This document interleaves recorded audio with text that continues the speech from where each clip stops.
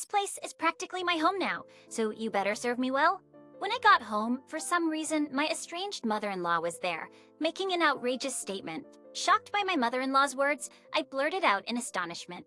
I had been in Hawaii for my sister's wedding, away for 3 nights and 4 days. It seems that while I was gone, my mother-in-law had moved in and settled into our house. And the person who facilitated this was none other than her son, my husband. I confronted my husband about what all this meant, but what he told me was beyond my wildest expectations. My name is Emily. I'm a 29-year-old sales professional. During my student days, I was dedicated to my studies and landed a job at a major insurance company right out of college. People often refer to me as a career woman. Indeed, I love my job and have been working hard every day. However, I was hopeless in love, never having had a proper relationship. But then a turning point came in my life. That day was busier than usual, full of appointments with clients.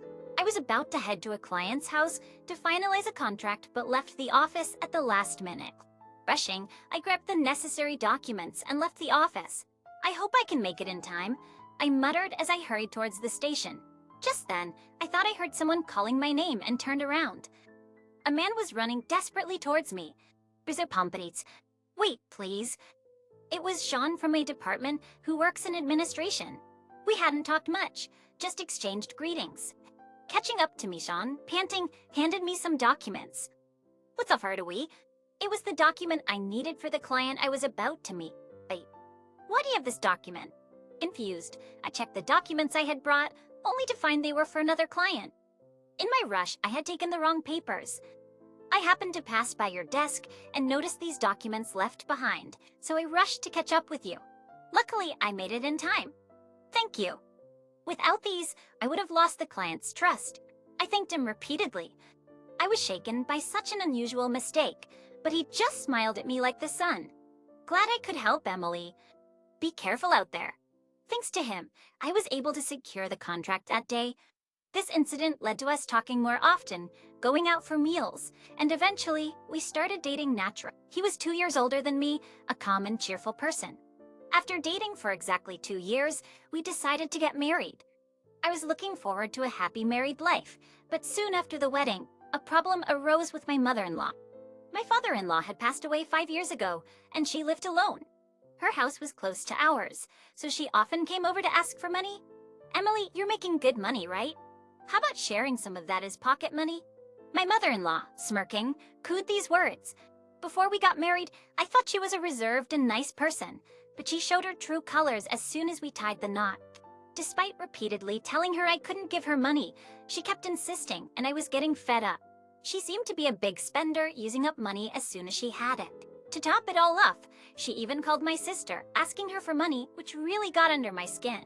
So I decided to talk to Sean, my husband, about it. Hey, can you tell your mom to stop asking for money? She's even calling my sister now. You said I shouldn't bother with her, but why should we have to put up with this? Please, tell your mom to stop. Oh yeah, I'll talk to her next time. Sean's response was vague, and he never actually talked to his mom about it. After we got married, I learned that Sean seemed to have a bit of a mama's boy streak. In his eyes, I was probably the bad one for speaking ill of his beloved mother. No matter how many times I brought it up, Sean would just say, "That's just how mom is. You don't have to give her any money, and to ignore her." He suggested that I just grin and bear it. As expected, he never really talked to his mom about stopping her behavior. On top of that, my mother-in-law constantly criticized the way I did household chores, which really annoyed me. Meanwhile, as she got older and her health declined, she began hinting at wanting to move in with Son and me in our spacious house. Since she never outright said it, I avoided the topic. However, one day, Sean brought it up. Hey, mom's getting older and feeling insecure, so she wants to live with us. I think it's a good idea. You're okay with that, right, Emily? Sean asked this with a smile, but I firmly rejected the idea. Zach's live together? No way. I absolutely fuse. Sean didn't like my response and lashed out at me. What's with that attitude? Mom is just trying to be nice by saying she wants to live with us. Then let me ask you, what's in it for me? It's stressful enough dealing with her constant money, demands, and never-ending criticism of my housework. A spirit, even living apart, is already taking a toll on me mentally. There's no way I can live with her 24/7. What do you mean? What's in it for me? We're family. Did you marry me just for the benefits? Our argument escalated into a shouting match and lasted for a while. In the end, neither of us budged, and our argument continued into the next day. In the midst of this, my sister's wedding in Hawaii was approaching, and I was busy preparing my dress and other things. My parents had passed away in a car accident 3 years ago, and since I am estranged from other relatives, my sister Katie, who is 3 years older than me, is the only blood relative I have.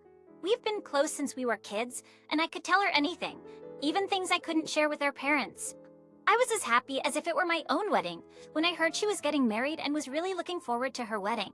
The wedding date was set before Sean and I got married, so I planned to attend alone. About 5 days into our argument, Sean unexpectedly apologized. Sorry I went too far. If you don't want to live with Mom, we don't have to. Really, actually, Chris, I was relieved by his words. Thank you. I'm sorry for being so assertive too. Alcoholictors, no worries. By the way, your sister's wedding is coming up, right? You're going to be in Hawaii for 3 nights and 4 days. Have a great time. I smiled back at Sean, beaming with joy. Thank you. I'll take lots of photos and videos. And so we made up and spent the days leading up to my sister's wedding in a peaceful, happy mood. Actions on the wedding day in Hawaii, the venue was beautiful, with a magnificent view of the pristine sea through large windows. My sister Katie looked stunning in her wedding dress, and her happy smile brought tears to my eyes several times. Katie's husband Ken was a reliable and wonderful person whom I had met several times. I felt at ease knowing she was in good hands with him. I wholeheartedly celebrated their union. After the wedding, having enjoyed my sightseeing, I returned to Japan after my 3-night, 4-day stay. I'm home, Itavani. I called out as I opened the front door of my house. And to my surprise, it was my mother-in-law who appeared. Welcome back, Emily. You're here? I was shocked, and she snorted in response. Excuse, this is practically my home now, so you better serve me well. Great. Astonished by her words, I hurried to the living room where, as expected, I found Sean lounging on the sofa. What's going on? Why is your mom here? You said we didn't have to live together. Making such a fuss as soon as you get back. I lied about not living together. I moved Mom's stuff in while you were in Hawaii, so we're all living together starting today. His casual declaration infuriated me. It seems Sean had planned to sneakily move his mother in while I was away for my sister's wedding. So you tricked me? It's not tricking. Don't be so dramatic. This is a perfect chance for you to show some filial piety. After all, you don't have your real parents anymore, so why not make the most of this opportunity? His smirking response disgusted me. My mother-in-law chimed in, exactly. You should value your in-laws more. Start with giving me a massage. That's right, Emily. Make sure to massage Mom daily. And about Mom's room, the second floor will be hard for her to climb, so let's turn the first floor room into her room. Their presumptuous planning was too much for me, and I raised my voice. Stop joking around. This is horrible. Sean frowned and snapped at me. What's with that attitude?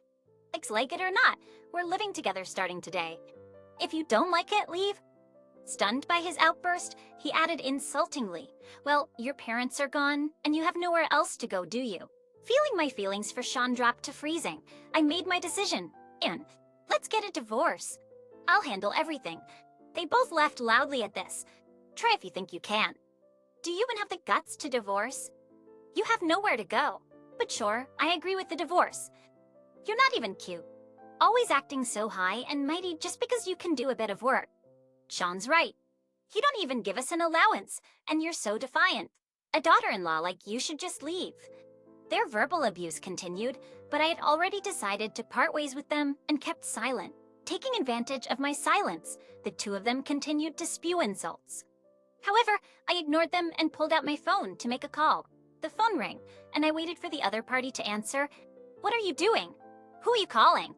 Sean asked curiously, but I began to speak as soon as my call was answered. Hi, Katie. Yes, I had called my sister, Katie. Emily, thank you so much for coming to the wedding. Are you back home now? Yes, I'm back. The wedding was wonderful. Congratulations again. I called because I've made a decision and wanted to tell you right away since I've worried you so much. As I spoke, Sean and my mother-in-law watched with bated breath, wondering what was happening. I've decided to divorce Sean. As for the house, it's too big for just me, and I have no plans to rebuild it. I'll take this opportunity to settle the house and land issue. I declared this confidently, leaving Sean and my mother-in-law stunned. Mother-in-law stunned, exclaiming, "What?" My sister Katie was happy with my decision and said, "Let me know if there's anything I can do to help." I thanked her and hung up the phone. At that moment, Sean started yelling at me. "What are you doing, deciding all this by yourself? You plan to clear the land and the house. Don't joke around." Yeah, right. After all, Sean is the legal owner of the land and the house, isn't he? You can't just decide something like this on your own. His mother's words made Sean falter, and he stammered, well, that is... Seeing their confused faces, I clarified firmly, "You seem to be mistaken, but I am the legal owner of this house and land." What, really? But Sean said he was the owner. She raised her voice in disbelief. Turning to Sean, "You are the owner, right, Sean?" Sean stayed silent, not answering her. I spoke to him calmly. "I had a feeling, but you really did lie to your mother about being the owner. Why would you do that?" Sean burst out, "I was mad that you earn more than me. I couldn't get a loan for this house with my salary, so it ended up being in your name. It hurt my pride as a man. So to my mom, I lied about being the owner to save face." I cut him off, and he admitted in a mumble, "Yeah, I did." I just kept telling her that until I started believing it myself. Sean and I work at the same place, but our jobs and salaries are quite different. I earn substantially more, thanks to my hard work and the support of my colleagues.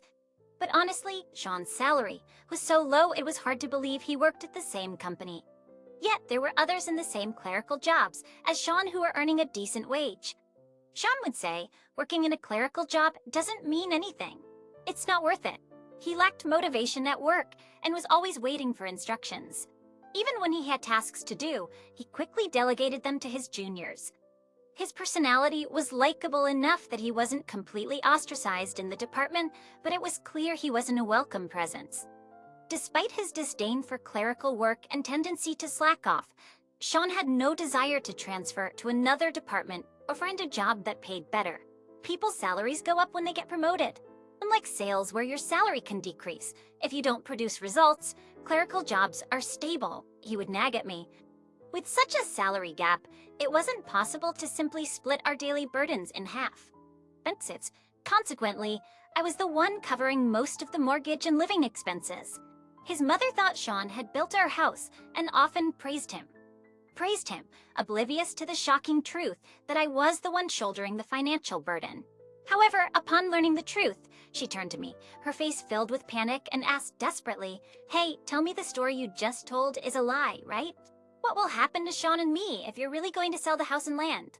I've already vacated my old house thinking I was moving here. I don't know. Sean and I are getting divorced, so we'll be strangers from now on. You two need to figure out your future on your own." As I said this coldly, Sean clung to me. "Hey, let's not get divorced. I was wrong earlier. I got carried away. I can't do without you, Emily. Divorce is definitely off the table."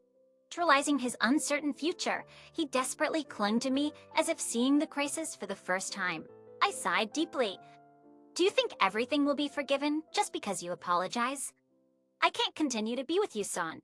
I don't even want to see your face. I'm going to a hotel for now, but I'll proceed with selling the house and land." Hearing this, the two of them turned pale and trembled. "Excuse me, these depressions, I can't move out immediately, so I'll give you some time. But if you continue to live here without doing anything, I'll eventually take you to court and evict you. You should start looking for a new place to live." Saying this, I left the house with my belongings. Wait, Sean and his mother tried to stop me, but of course I ignored them. Even after that, Sean kept dragging out the divorce, but I had recorded all the verbal abuse from him and his mother. The divorce was easily granted during mediation. My biggest worry, that Sean and his mother wouldn't leave the house, turned out to be an unfounded concern. Perhaps it was because I had firmly declared I would evict them through a lawsuit, but as soon as the divorce was finalized, they fled as if running away. Thanks to this, I was able to demolish the house and turn the land into an empty lot.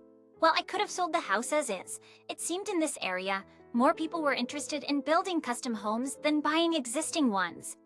Selling just the land seemed more appealing, so despite some demolition costs, I decided it was more beneficial to have an empty lot. While the land was being cleared, Sean and his mother, having lost their place, apparently moved to public housing. In all actions, I chose a new place to live, moved in, and at the same time, quit my job. The reason for quitting was because I couldn't stand to see Sean anymore and didn't want to continue working in the same place. Plus, my new home was quite far from the company. Now, I'm working hard at a new job. This new job is actually a company run by my sister's husband, Ken. As twistering, I had been discussing Sean and his mother with my sister, and out of sympathy, she had been advising me, Mrs. Ken Scammer. After my divorce, Ken had always spoken highly of my work performance. He invited me to work at his company, and I was officially headhunted by his firm. Like my previous employer, the company dealt with insurance and was essentially a competitor in the same industry. Since joining the new company, I have been working hard and achieving great results. The divorce has liberated me, allowing me to focus on work without any reservations and making my days enjoyable. Emily, I am so glad you joined our company. You've been receiving great feedback from customers and bringing in contracts one after another. You've exceeded our expectations. Thank you so much. Ken's praise for my work only motivated me to work even harder every day. My reputation even reached my old company, which regretted losing a valuable employee and was scrambling to recover. In an industry prone to high turnover, my divorce and subsequent job change made people treat Sean like a pariah. Shortly, became apparent that he was unable to work independently once he was isolated. He had relied on his charm and likability to seem productive, but without that, he was just a lackluster mid-level employee. As their tasks he could handle dwindled, so did his connections with colleagues. Unable to bear the cold treatment, Sean eventually quit. I heard from former coworkers that his job search was tough, and he and his mother were living frugally. His mother started working part-time, but being naturally lazy, she didn't understand the demands of the working world. She frequently skipped work without notice and was quickly fired. She called me once, begging for help. Emily, please help us. I can't stand this poor life anymore. Sean is always irritable and yells at me. Please, take him back, or at least lend us some money. Her cries seemed forced, probably just to gain sympathy. I refused. Why should I help you? I replied coldly. Don't say that. We were family. Don't you feel sorry for an old woman like me? If getting back with Sean is too much, then at least give us some money. I firmly stated my piece and unilaterally ended the call. Suspicions, immediately, I blocked my ex-mother-in-law's number. Of course, I had already set Sean's number to be blocked as well. Since we were divorced and the property division was settled, there was no need for me to contact either of them again. Finally, I felt relieved to have blocked those numbers, just to be safe. A year's passed since then, and I am still working hard at Ken's company. I do not have a boyfriend. I don't have a boyfriend, but I'm done with romance for now and am satisfied with my current way of life. My sister and I remain close and meet often. Recently, I found out she's pregnant, and I'm eagerly looking forward to the birth of a new member in our family. One day, while working in the area where I used to live with Sean, I saw a man in shabby clothes, with messy hair and a bushy beard, picking up cans under a bridge. Taking a closer look, I was shocked to realize it was Sean. Seeing his pitiable state, I couldn't help but stop in my tracks. I'd had heard from former coworkers that Sean's job search wasn't going well because he limited himself to clerical work. With his personality and inherent cheerfulness, he could have found other jobs even if they weren't in administration. Back when we were still a happy couple, I had even suggested he switch to a field where he could utilize his talents. It pained me to realize that my words had never resonated with him. But we are strangers now. His current situation is the result of choices Sean himself made. It's not my place to say anything, so I looked away and walked straight ahead. You collapsed? Like I care. Answer me immediately when I call you, you waste of space. My husband yelled at me without a hint of worry as I was being urgently transported to the hospital with our child in a dangerous state in my womb. Here we're starving, waiting for your awful dinner, and you're comfortably napping in the hospital. That's enough. I'm going to eat out with my parents. You make your own way home. I could feel my husband's fury through the phone, accusing me as if I had done something terribly wrong, making me shrink back in fear, thinking only of the child in my womb that I must protect. I tried to speak, but a sound from the phone stopped me from continuing. I am a housewife, currently pregnant. Previously, I worked as a cosmetic salesperson. I loved my job and took pride in it. I had many loyal customers who specifically asked for me, and I made decent sales, often being recognized within the company. The certificates and mementos I received are still carefully stored in my room, and I look back at them occasionally for a boost of morale. I met my husband at a mixer organized by a colleague, and we dated before getting married. Right after we got married, I found out I was pregnant, and I wanted to use the maternity leave system to keep working. However, because there was a risk of miscarriage if I continued working, I had no choice but to quit. I honestly had reservations about leaving my job, but I resolved to do my best to support our family from now on. While I rejoice at our baby's growth with each hospital checkup, there are many challenges and sacrifices that come with being a mother. There are many days when my body doesn't move as I want it to due to the pregnancy, which frustrates me. It can't be helped. That's how pregnancy is. Don't rush say friends who have been through childbirth, trying to encourage me. But my husband doesn't seem to think so. I must appear to him like a lazy, useless wife. Hey, where's my lunch? Just sandwiches? I'm sorry, I couldn't stand the smell of side dishes. I could only manage to make sandwiches. If it's not enough, could you please buy some side dishes at the grocery store? What's the point of being a stay-at-home wife? Yeah, I'm just not feeling well. Uncrease. You know, you always use your pregnancy as an excuse, but being pregnant isn't a sickness, so stop making excuses. Fine, I'll eat lunch out. Cute deal with the sandwiches. At first, my husband was happy that we were having a child, but gradually his attitude towards me has gotten worse. He no longer comes with me to the hospital, blames me for not keeping up with the housework, and does nothing but berate me every day. He wasn't like this oppressive person when we met, but maybe he's tired too. He's become a mentor to a new employee at work. Apparently, he's been so busy, so probably his lack of patience has made him rough towards me. By the time this child is born, hopefully, his busy period will have settled down, and we can live happily as a family. It's going to be okay. It's going to be okay. I rub my slowly growing belly and reassure myself. Struggling with a body and a life that won't cooperate, I encourage myself and do the best I can, but my relationship with my husband doesn't improve. On top of that, my parents-in-law have started dropping by unannounced lately, and it's become a real source of stress. How can our son live in such a dirty place? What will you do when the baby arrives? How are you going to manage the hygiene, right, honey?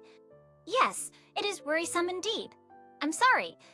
After all the trouble we went through to come here because we're worried, don't you have any hospitality? Alcohol and prepare some carpaccios or something nice to eat. Cannot hurry up. I haven't prepared anything at home. If you had called, I would have prepared something. Enough with the excuses. Just go buy something and get it ready. Hey, why did you marry such a girl? I really wonder why I messed up choosing a wife. Hurry up and go.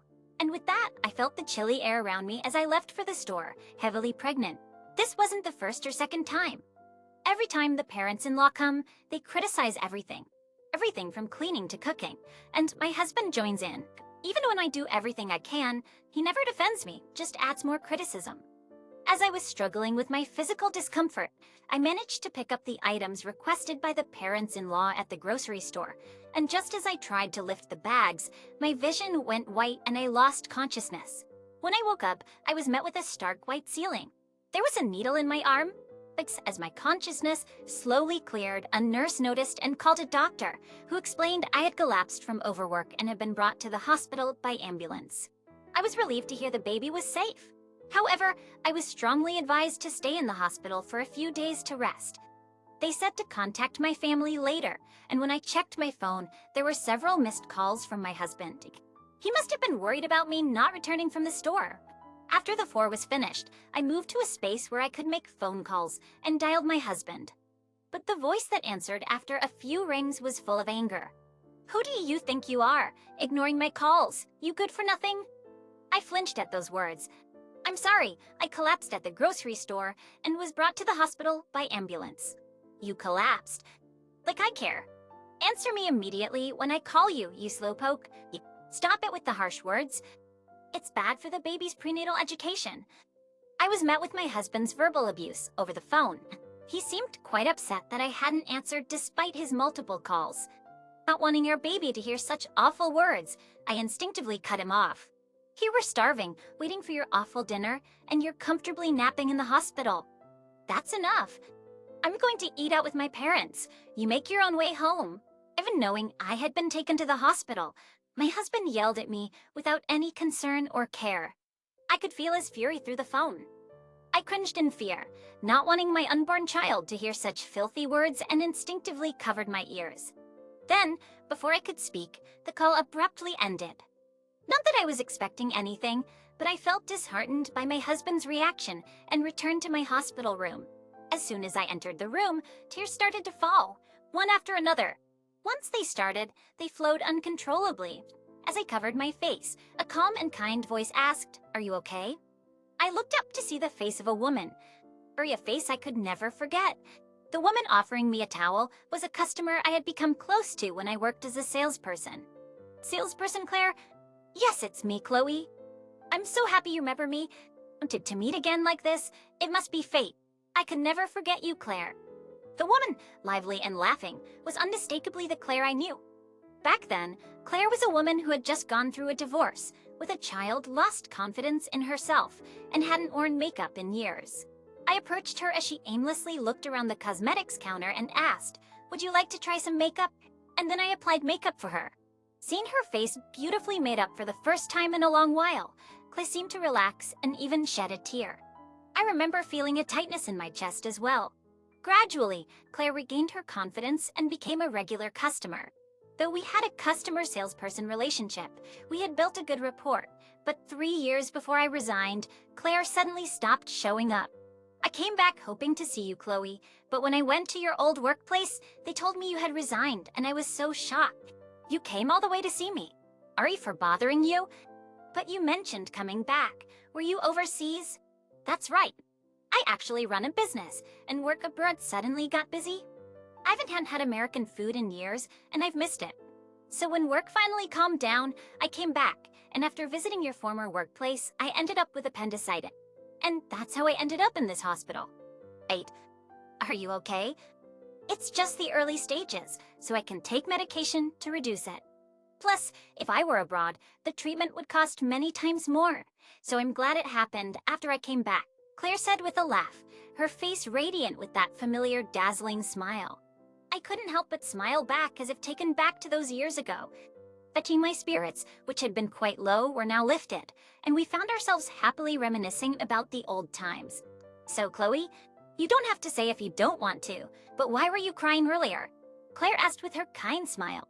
Although our relationship was originally that of a salesperson and a valued customer, I truly trusted Claire. Thinking that I could tell her, I shared that things weren't going well with my husband and in-laws. I don't feel confident about giving birth to this child in that house and raising them safely. I'm afraid they'll treat the baby, just like they treat me. But now I've quit my job and don't have any prospects for living alone, let alone with two. Well, I have an apartment available that I could lend to you. As part of my work, I manage apartments that I built on land I inherited from my parents. Wait, I was taken aback by Clay's unexpected offer. It's a one-bedroom with a separate bathroom and toilet, soundproof walls, and it's comfortable. Plus, it's close to supermarkets, grocery stores, and a police station, so it's safe and secure. Right now, there's no deposit required for rent. You can pay the rent later on as you settle in. It's an incredibly great deal.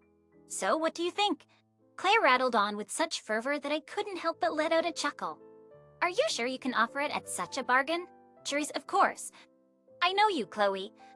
You have a great character, and I know you'll keep the place clean, so you're more than welcome. I want to help my favorite Chloe. I'll take you up on that offer, thank you. A few days later, after getting the all clear from the doctor, I was discharged from the hospital without any problems. IT clerks, who had arranged the apartment over a single phone call while I was hospitalized, had made it ready for me to move in right away, and I decided to shamelessly take full advantage of her generosity. After being discharged, I didn't return home, but moved straight into the apartment. Clay's apartment was a beautiful and comfortable place. I felt so grateful and kept wondering if someone like me really should be renting it and if it was okay to pay the rent later, but Claire just laughed it off, saying it's totally fine. I would sneak back to my former house during my husband's work hours to take out what I needed. There was hardly anything in the house that was mine after we got married. It felt empty. Claire even went as far as introducing me to a lawyer she had received help from. I was thankful for everything. My mind was completely made up about the divorce. When I told the lawyer, he strongly said, "Let's work hard on this." And it was reassuring. And the baby in my womb was growing healthily without any problems. Today's checkup was also problem-free, and I settled my hospital bill with a sense of relief and stepped outside. And I found you. My husband was lying in wait in front of the hospital. In a panic, I tried to flee, but with my pregnant body, there was no way I could run. Stop it! My husband grabbed my arm firmly. I finally found you at Sperenum's. What's this about hiring a lawyer? Where are you living right now? Nowhere specific, just a safe place. As the lawyer said, I want all further interactions to be through them, not direct. Ask to make you coward. How dare you get so high and mighty? And what's this about a divorce? What have I done to deserve this? That too, please discuss with the lawyer. I'm expecting compensation for the damage to my dignity and child support. Please be so kind. Up with you, you wretch. We're going home. Vance. What are you talking about? I have no intention of paying child support or damages, just so you know. If you come back, all of this will be resolved. That's what my parents said. Come on, let's go. Wait, stop. I almost stumbled as he forcefully pulled my arm. But between the difference in strength and my heavily pregnant state, I stood no chance. I was helplessly dragged by my husband towards the car. However, at that moment, a young woman intervened, saying, "What are you doing?" She stood protectively in front of me, and as my husband's grip loosened, I took the chance to pull my arm away. His face filled with astonishment as he looked at the woman, Audrey. I was surprised to see that my husband and the woman knew each other, but they continued their exchange without regard for me. "What are you doing, Oliver?" "I'm just here to pick up my wife. She doesn't want to go with you." The woman named Audrey confronted my husband, felt embarrassing as completely taken aback. "No, that's not it. My wife is pregnant and a little, no, quite moody. Con Juan, let's go home." "No, I am not going back. Sisters are already hired a lawyer for the divorce." "Is that true? So, Oliver, you're trying to forcibly take your wife back home?" "No, I mean not." "Yes, during it's what's happening." "Hey, what are you talking about?" My firm statement made my husband's eyes widen with anger, but the woman's expression grew even sterner. "Just me think forcing your wife to do anything? Should I call the police? Ernst have copywritings?" My husband seemed intimidated by the word police and glared at me as he left. Suddenly feeling tense, my body relaxed and my legs began to wobble. "Minerals," the woman quickly supported me. "Ex difference considering?" Sorry. I just felt so relieved that I went weak. For teens, "I'm calling a taxi right now." She efficiently called a taxi and helped me into it.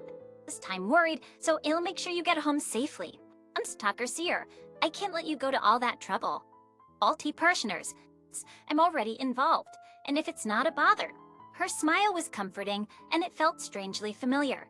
"It's no bother at all." Then, easy T transitioning. "And your address is?" Wait, when I gave her my address, her eyes widened in surprise. "I can't believe it. You live just below me, Chloe." Tree, who had escorted me home and took care of me, laughed cheerfully. It was a complete coincidence, but Audrey lived just one floor above my apartment. And what's more, she was a new employee at my husband Oliver's workplace, and he used to be her mentor. It used to be that his behavior was so appalling that she had complained to her superior, and he was replaced. Oliver was known for being harsh with female employees, unsympathetic to issues like menstruation or cold sensitivity, and insensitive about relationships and marriage. It might sound bad to say this in front of his wife, but even when I was in severe menstrual pain and couldn't move well despite medication, he would say, "Are you kidding me? That's just an excuse. Stop daddling, ugly." Other than that, apparently, he had a habit of making snide remarks to Audrey, who would leave work on time after finishing all her tasks. I understand. I've been treated like that since I got pregnant. So it wasn't just at home. I should have known he was like that outside too. I'm sorry about it. You're not at fault at all, Chloe. Audrey's firm declaration somehow brought tears to my eyes.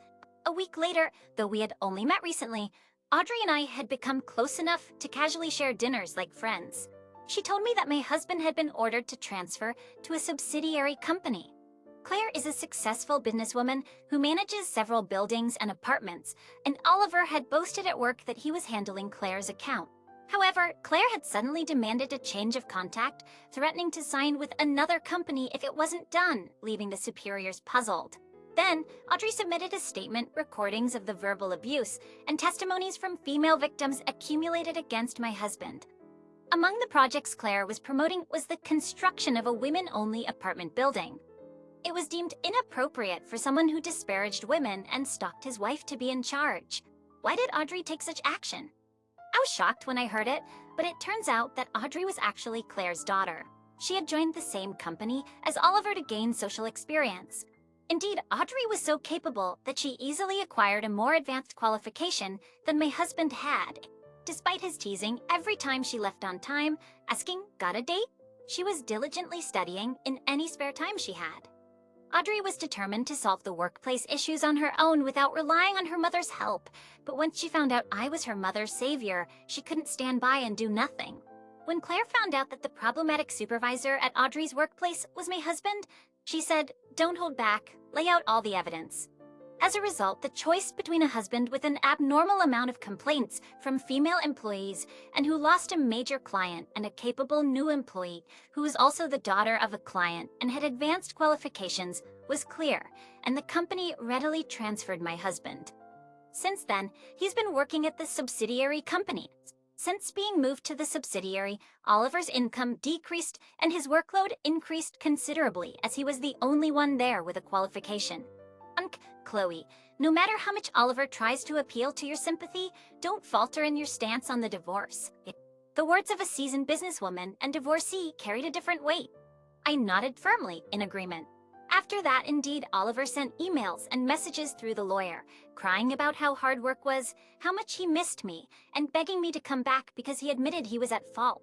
But I didn't waver in my decision to divorce, and with the strong backing of Claire, Oliver reluctantly agreed to the divorce. The damages and child support were to be paid in installments.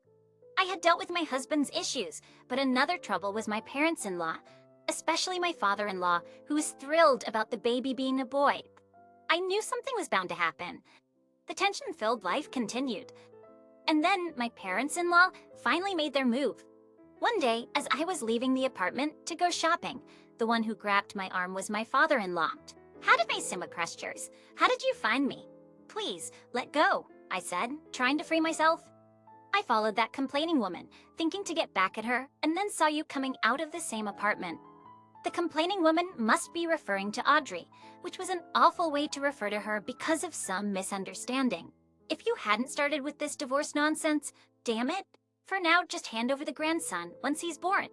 He's the heir to our family, my father-in-law, who was bigger and stronger than my husband, had a fierce grip. I swung my bag with all my might with my free hand, but he wasn't fazed at all. As I panicked about what to do, a sharp voice called out, "Let go of Chloe." With the voice came a chop to my father-in-law's arm, and his grip loosened. "Has your pustable MIE?" In an instant, my father-in-law was sent flying through the air. It was a magnificent one-armed shoulder, throw that I had never even seen on TV. I later learned that during Claire's divorce, Audrey had taken up judo to protect Mom. She's apparently certified with the highest class and has won multiple national competitions, and still gets invitations from various places. "Fuck you all, are the worst," Audrey exclaimed to my stunned father-in-law, who was not understanding what had just happened. What kind of people overlook their son's misdeeds? What do you think of Chloe and the life in her womb? Chloe is going to build a happy home with her child, and you're trying to interfere with that. Are you monsters? The least you can do is not get in the way of her new start. As Audrey finished saying in disgust, I could hear sirens in the distance. She must have called for help before coming to my aid. Unbeknownst to me, to my surprise, my mother-in-law had been waiting in the car as the driver. Both of my in-laws were taken away by the police. My mother-in-law, perhaps reflecting on her actions, kept her face down the entire time. Later, my father-in-law was arrested and my mother-in-law filed for divorce. She wanted to reevaluate her life, which had always been controlled by others, and decided to return to the country's birthhands. Oliver begged his mother to take him with her and expressed his desire to stop working overtime. But she firmly pushed his hand away. My mother-in-law asked the lawyer to apologize to me and left an envelope with some money before leaving, as Claire informed me. People often struggle to know what to do after divorcing their spouse. Is that how it is? Yes, that's what the experts say. And Claire handed me an envelope filled with money and explained that my mother-in-law had entrusted it to the lawyer. It must be an apology for everything that has happened so far, Chloe, and to help with your son's future. Please don't hesitate to use it. I never expected support from my mother-in-law, who had been involved in many ways. I can't forgive everything that happened, but I hope she takes the time to rebuild her own life. After the divorce was finalized, I safely gave birth to a son. And now my mother-in-law seems to be living in the countryside. I don't know the details because she's on her own, but she probably refused to live with Oliver. After my father-in-law was released, he found out that the house, which was in his wife's name, had been demolished. He frantically moved in with Oliver, leading to a heated argument about support, which resulted in the police being. As a result, Oliver's reputation at his company worsened, and he resigned voluntarily. His whereabouts are unknown, but he still pays child support without fail. Perhaps Claire and the lawyer know where he is. As for Audrey, her hard work was recognized, and she has become a project leader at work. She is highly admired by her younger colleagues and enjoys her job. The Claire's projects, which include women-only properties and properties for foreigners looking to settle in the U.S., are progressing well. As for me, once my son is old enough to be left with someone else, I plan to return to work. I have been invited to be part of the opening staff at a high-end cosmetics store in one of the buildings managed by Claire. And Claire, I don't know how to repay your kindness. Thank you for everything. Even after all the problems were resolved, Clay continued to take care of me and doted on my son as if he were her own grandchild. Audrey also visits often when she has the time. Compared to the favor you did for me, Chloe, I haven't done anything significant. Thanks to you doing my makeup, I gained confidence in myself. I'm just repaying a favor to my benefactor. I still owe you more than enough. Oh, I can't wait for Chloe to return to work. Your magic touch makes everyone happy. Do my makeup again, okay? Of course I will. I nodded, my eyes brimming with tears as Claire laughed brightly. And for my son and all my benefactors, I resolved to become as strong as them and protect my son. My name's Emily, a regular 26-year-old office worker. I'm average in looks, intelligence, and personality, with maybe a bit of a strong will if anything. That's how I introduced myself as the group date began. It was organized by some women from the department next to mine, with guys from a slightly larger company than ours. It was supposed to be 4-on-4, but I was invited to even out the numbers when someone dropped out. I'm not stunningly beautiful, but not ugly enough to kill the mood either. Just good enough at reading the room for a group date. I'm single right now and didn't really expect to find someone special here. The venue was a casual Italian restaurant, so I joined with my appetite as the priority. As soon as the date started, it was clear that the other 3 women were targeting 2 guys who were tall and somewhat resemble Korean pop stars. The other 2 men were a plain-looking guy with glasses and a big muscular guy. The muscular man sitting in front of me introduced himself as Ryan. I could tell from his well-developed pectorals and biceps, even under his shirt, and his thick. He was totally my type. Questions? I've always liked strong, muscular men, not the slender, handsome types. Like rugby players, for example. Perfect. He doesn't have to ride on a white horse. In fact, I'd prefer a man who could carry the horse himself. That's also why I'm often invited to these dates. My tastes rarely overlap with the other women. Wow, impressive muscles! Do you play any sports? I started the conversation. I used to play rugby in college. Now it's mostly just gym workouts. Bingo, I thought to myself, Ryan, like me, joined the date focusing more on food. He didn't actively engage in conversation with the women and just enjoyed the delicious food. I admired the way he ate. You're Emily, right? Do you play any sports? Ryan joined in the conversation. Can you tell? I'm also into working out. Ah, I thought so. You're in great shape. Oops, that's probably not the right way to say it. Ryan said with a bright laugh. His laugh and voice were infectious, making me smile even wider. His voice and laughter were just my type. We hit it off, talking about working out, our gyms, and muscles. The other participants seemed a bit taken aback, but we didn't mind. Ryan and I exchanged numbers and agreed to work out together sometime. It seems that the only couple who got together at the mixer that day was Ryan and me. Ryan is a year older than me at 27. He's quite tall and muscular, standing at 6 feet 1 inch and weighing 198 pounds, while I'm 5 feet 5 inches and weigh 125 pounds. Many tall men prefer petite and delicate women, but Ryan wasn't like that.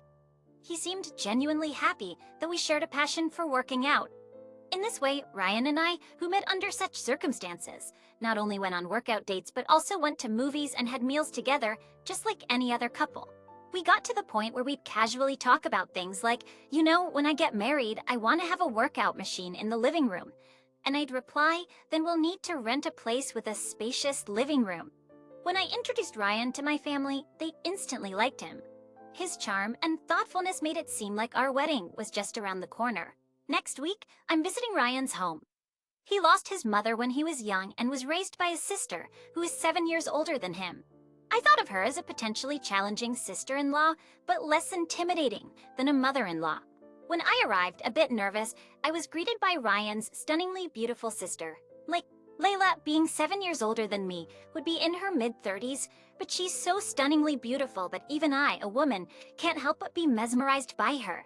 She has a softer, more refined version of Ryan's face, about the same height as me, but so slender that I wonder if she has any muscles at all, and her waist-length black hair is gorgeous. Ryan's dad is a sturdy man with thick eyebrows, just like Ryan. Layla entertained us with homemade lavish scattered sushi, but that's when a problem arose. I'm allergic to shellfish. Sorry, Layla. I'm allergic to crabs and shrimps. I won't have a severe reaction unless I eat a lot, but I definitely can't eat the generous amount of shrimps and crabs on top of the sushi. Didn't I tell you, sis? Ryan knew about my allergies since we've had several dining dates. Nope, I didn't hear about it. Sorry, Emily. It's okay, Ryan. Can you take these crabs and shrimps? When I said that, Ryan replied with an enthusiastic, "Oh, gladly," and picked the crabs and shrimps from my dish with chopsticks, transferring them to his own.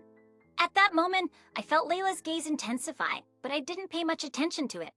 From now on, I'll be more careful. But if you marry Emily, Ryan, you won't be able to eat crab or shrimp anymore. When Layla said that, it dawned on me that I probably wouldn't willingly use ingredients I'm allergic to. Feeling a bit guilty, Layla added as if to rub it in. Such a shame, you love them so much. Hey, was she blaming me? I was taken aback, but then Ryan said, "It's all good, all good. I can eat crab and shrimp when we go out. Heck, I can come here to eat them." His cheerful response was a relief. While I was excusing myself, Layla kept saying things like, "Ryan has loved crab and shrimp since he was a kid, and as long as I'm here to make them, I'll make a lot for you." This made me realize that I wasn't exactly welcomed. Moreover, as we were leaving and Ryan headed to the front door, Layla followed saying, "Even after you get married, you're always welcome here, really." Maybe she thought I was taking him away from her. "Ryan, I don't think your sister thinks very highly of me," I said dejectedly. "I had no idea you loved crab and shrimp so much." Ryan comforted me, saying, "Well, yeah, I like crab and shrimp, but you don't need to worry about my sister too much. She's a bit overprotective, you know. She's been saying that cooking for me is her life ever since our mom passed away." I wondered if that was just a mild case of overprotectiveness. After all, she'd been like a mother to him since they lost their mom, so maybe she was a supercharged version of a mother-in-law. But Layla has this really handsome boyfriend. He's beyond movie star handsome, the kind that makes almost any woman's heart flutter. Not that I find him all that great. Her boyfriend Hendrik is 33 and runs a nightclub. Back when Layla used to work, she was dragged to his nightclub by a female colleague. Hendrik fell for Layla and then decided to strike out on his own and become a business owner. Ryan said Hendrik is totally smitten with Layla. And even Dad, who was initially against it, seems to have come around, saying it's okay because he's not just an employee, but a business owner. We even work out together. He says he wants to put on a moderate amount of muscle. Layla, Hendrik, Ryan, and I have had dinner together before. Options. When I was about to put lemon and sauce on Ryan's fried shrimp, Layla sharply said, "Hey, Ryan eats his fried food with soy sauce." Yeah. Ryan, trying to smooth things over, said, "Oh, it's fine." Emily suggested trying lemon and sauce, and it turned out to be tasty. I can go with soy sauce or tartar sauce, but lately, I prefer lemon and sauce. Despite his efforts, Layla seemed displeased. Scenes like this happened more than once. Layla would make a face whenever topics like this came up. Ryan enjoys foreign dramas, influenced by me or his changing taste in clothes. Then, there were some slightly odd occurrences. Whenever we had a meal at Ryan's house, I often ended up with allergic hives. Of course, since that incident, I've never visibly seen crab or shrimp in the dishes. However, if the dishes contained crushed or mixed crab or shrimp extracts, I wouldn't notice. Thinking this couldn't be a coincidence, I offered to help with the cooking, given that I'm more than just a guest, but Layla stubbornly refused. Then, Emily, you can help with the dishes, she said, but she hovered so close that I couldn't check anything. So casually, I mentioned, I got hives again after dining here the other day, to which she replied, that's strange. I didn't use any crab or shrimp. Emily, do you have other allergies? Her tone almost made it sound like it was my fault. Furthermore, she said, with so many allergies, it'll be tough cooking for Ryan if you live together. I'm worried about him, focusing entirely on Ryan's needs, not mine. For the record, I don't have any other allergies. I've had tests done. Even when I told her this, Layla wouldn't believe me. I realized then that it wasn't about me being unsuitable or disliked. It was that Layla didn't want Ryan to drift away from her. But Layla is 35 years old. She can't stay overprotective forever. Luckily, she has Hendrik, who is head over heels for her. Maybe he could help sort things out. Hey, aren't Layla and Hendrik getting married? I asked Ryan. You'd think so, right? I've said that many times, but she claims she can't think about it until I'm married and settled, he replied. Ryan said that, but it seemed like Layla herself was the one hindering their marriage. Then an incident happened. We were dining out, the four of us, invited by Layla and Hendrik. When Ryan got up to go to the bathroom, Layla followed shortly after, saying, I'll be right back. Soon, she returned, being almost carried by Ryan. I'm sorry, I feel a bit unwell, she said, holding a handkerchief to her mouth and looking pained. Hendrik stood up, offering, Are you okay? I'll take you home. But Layla declined, saying, No, it's fine. So we ordered a set menu, so you two will enjoy it. Ryan will take me home, and left with Ryan. Left behind, Hendrik and I felt a bit awkward, but the French course meal was waiting. I decided to prioritize my appetite and enjoy the meal. Hendrik just stared at me and said, Emily, you're different. You're very fresh and attractive. Just with the kind of flattery he used, it was clear he had feelings for me. Expect. Sure enough, he's good at complimenting women. I was impressed. But that wasn't all. To my surprise, Hendrik lightly held my hand and whispered in my ear, Hey, how about we have some fun together? No. What's he thinking? Especially after his girlfriend, who's sick, just went home. Isn't he totally into his sister, Layla?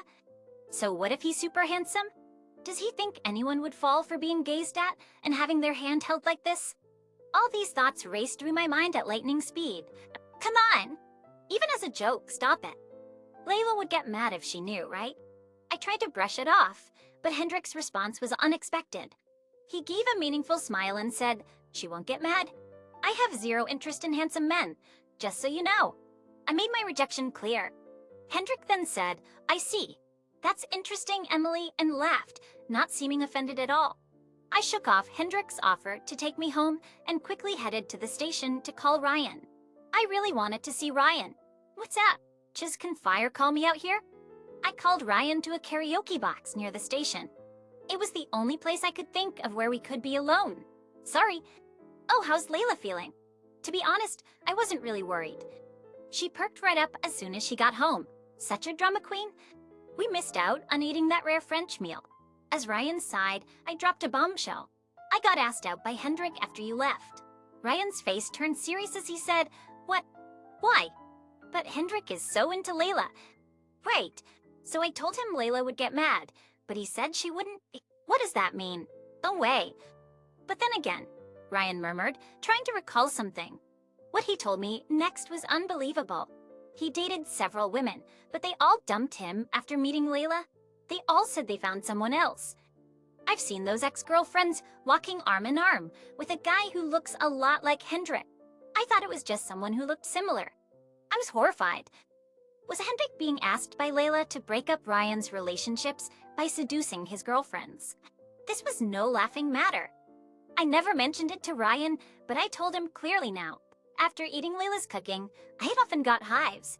Despite not being allergic to anything but shellfish, I get Layla not wanting to let go of you, Ryan, but this isn't good for any of us. Yeah, you're right. Sorry, Emily, for dragging you into this mess.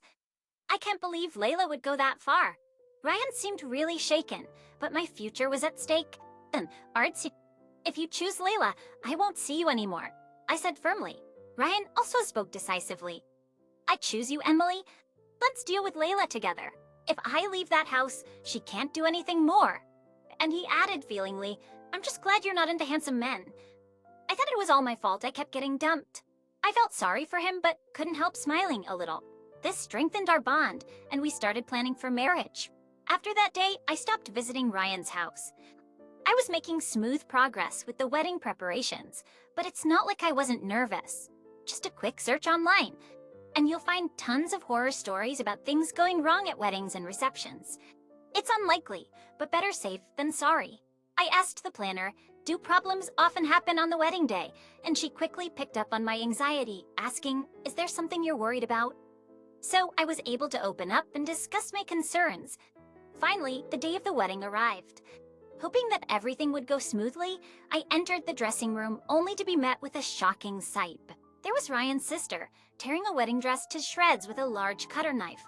Simple accessories lay scattered at her feet. I anticipated some interference, like spilling water or coffee on the dress, but cutting it with a cutter. I hadn't expected that. It's all ruined now, she said with a smile on her beautiful face. But you do know that's all rented, right? Of course it is. Unless you're incredibly wealthy. You don't custom-make wedding dresses. Her beautiful smile twisted slightly. But you can't have a wedding without a dress. Well, I anticipated something like this and had reserved 2 dresses. I preferred the other dress, but it can't be helped, I said as calmly as I could. Then Ryan knocked and entered the dressing room. He grasped the situation immediately and stammered, Sister, what have you done? The planner with us said those dresses and accessories belong to our venue. Should I report this as property damage? I'll pay for everything. I don't want to make a criminal out of a family member on my wedding day, Ryan said. Hearing the word criminal from Ryan's mouth, his sister finally seemed to grasp the situation, screaming, I'm just opposed to this marriage. Ale, it's... Unfortunately, we're already legally married. Even if we cancel today's ceremony, we are still husband and wife. Hearing this, his sister froze, then collapsed, muttering, No, I didn't know. It can't be. Ryan then added, Please, sister, don't make me hate you. You more than I already do. At his words, she broke down, crying loudly like a child. Expire Myrian. Excite. While his sister continued crying, Ryan escorted her out of the room, and I hurriedly finished my makeup and put on the spare dress. By then, my family and Ryan's father had arrived at the venue. Hendrik also showed up, saying, She really did it. I wondered why he hadn't stopped her if he saw it coming, but then again, he was part of the scheme, so of course he wouldn't. Well, nobody could have stopped her anyway.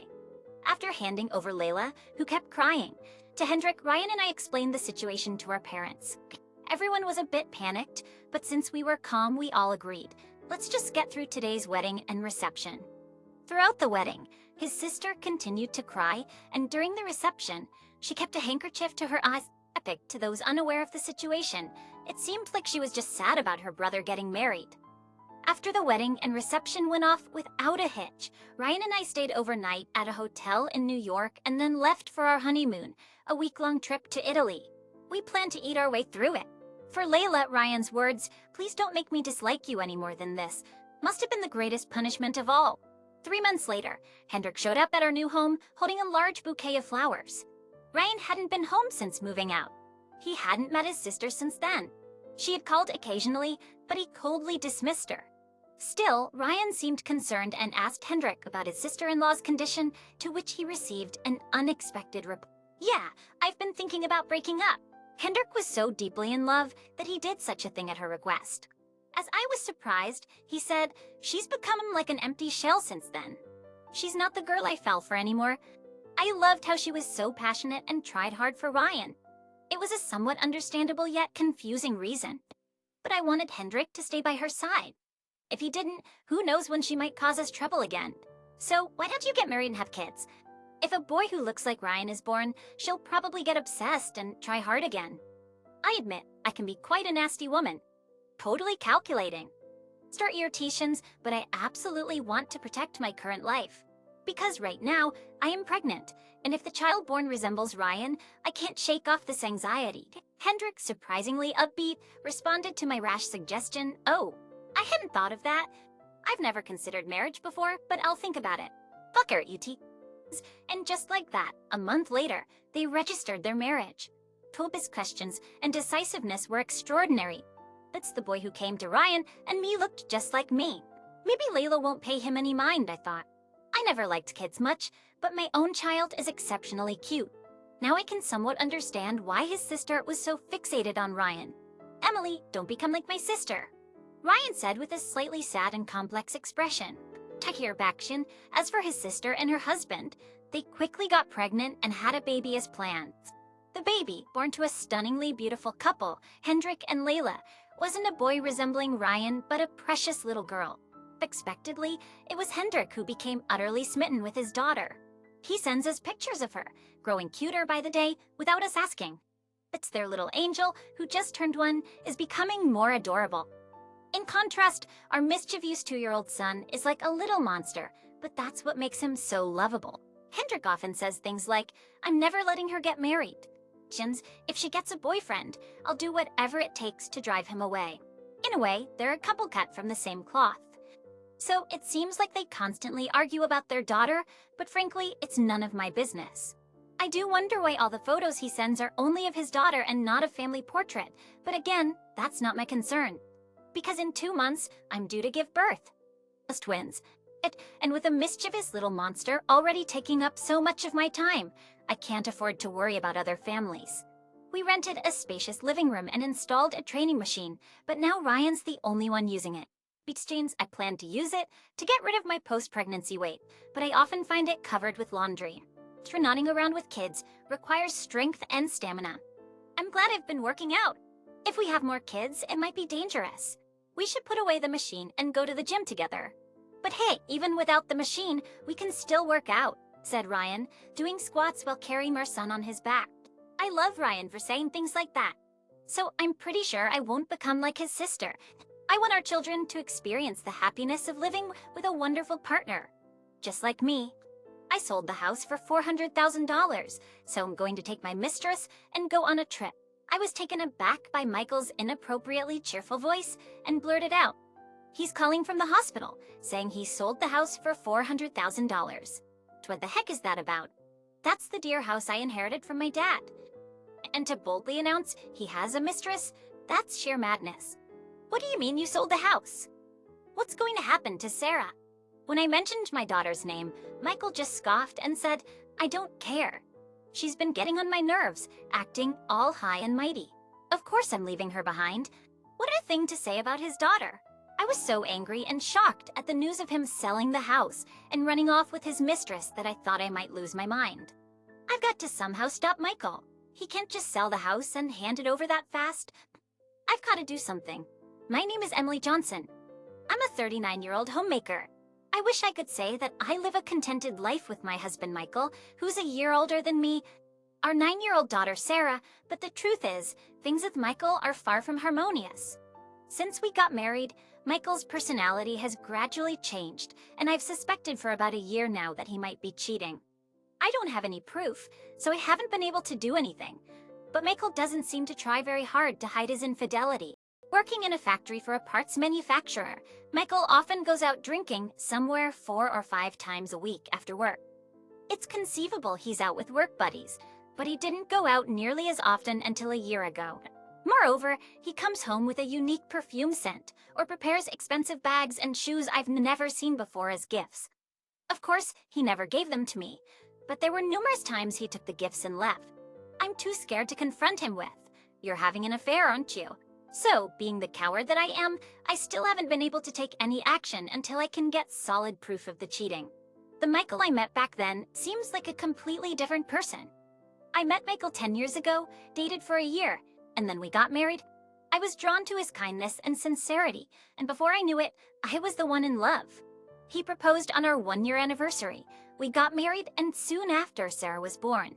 To an outsider, it must have looked like a very happy marriage. And yet, I can't help but wonder how things ended up like this. It all started around the time Sarah turned 1. When Sarah became more active, rummaging through the house, parenting became even more challenging. As a full-time homemaker, I took care of Sarah all day, but sometimes I couldn't manage alone and started asking Michael to help with baths and meals after he finished work. At first, Michael, perhaps because he was conscious of his role as a father, cooperated with the childcare as I asked, but as it became a daily routine, he gradually seemed to resent it and stopped trying to be involved in parenting. I've been thinking, this is your job, right? You're a stay-at-home mom, so you should be able to handle the parenting on your own. Why does a tired man like me have to help out after work? Michael exploded with complaints, threw those harsh words at me, and left me and Sarah in the living room, quitting in the living room as he went straight to the bedroom alone, while I was dealing with Sarah's tantrums during her ayaya period, struggling just to get her into pajamas without a meltdown. Michael's earlier words were still painfully lodged in my chest. After that, Michael completely withdrew from any interaction with Sarah. Even when she would ask him to play with her on his days off, saying, "Dad, let's play," he would respond without looking up from his horse racing magazine, "Playing is your mom's job. I'm busy." He never took Sarah's feelings into account. Whenever Sarah would cry out, Michael would harshly scold. "Hey, don't cry over something like this. What kind of parenting is Emily doing?" To think a stay-at-home mom can't handle childcare, that's just incompetent, glaring at both Sarah and me in turn. I didn't want Sarah to hear Michael's verbal abuse, so we would retreat to our room and end up playing just the two of us. There were moments when I longed to indulge in my hobbies, like reading or watching movies. But when you're living with Sarah around the clock, there's hardly any time for yourself. And yet, Michael gets to enjoy his horse racing hobby, and I'm the one who bears the brunt of his verbal abuse. It's so unfair. But I couldn't complain because our household depended on Michael's income. Without him, I wouldn't be able to feed Sarah on my own. I was also angry at myself for being so helpless. So that's how it was, with Michael disinterested in parenting and living as he pleased. 8 years have passed since then, and Sarah's now 9. Michael's abusive language has never stopped, and the kind Michael I knew before our marriage is nowhere to be found. I lived with Michael, trying not to provoke him, simply to provide for Sarah. "Mom, you're so good at drawing, you should do it as a job." One day, while Sarah and I were drawing together, she suddenly suggested that idea. "A job in drawing?" "Yeah, because I think your drawings are really kind and wonderful," she replied, laughing cheerfully as she looked at the animal illustrations I had drawn. I've always loved drawing, and at one point, I even aspired to be a cartoonist. I realized halfway that it wasn't going to work out and gave up, but I still draw illustrations as a hobby. I always show your drawings to my friends, Hannah and Natalie, and they're amazed. They always say how lucky they are to have a mom who can draw such wonderful pictures. Despite her father, Michael's cantankerous nature, Sarah has grown up to be honest and straightforward. Her sunny disposition is the complete opposite of my more introverted personality. It seems like she has a lot of friends at school and is even a favorite of her teacher. When Sarah complimented my drawings, it fills me with such pride. Knowing that Sarah has been paying attention to me also gave me a boost of confidence. "Thank you. That makes me happy," I said, and Sarah smiled like a blooming flower. As long as Sarah can smile, I feel like I can keep going with this life. That's what I quietly thought to myself. That night, as usual, Michael came home drunk, stumbling into the living room and collapsing as soon as he arrived. He was completely drunk.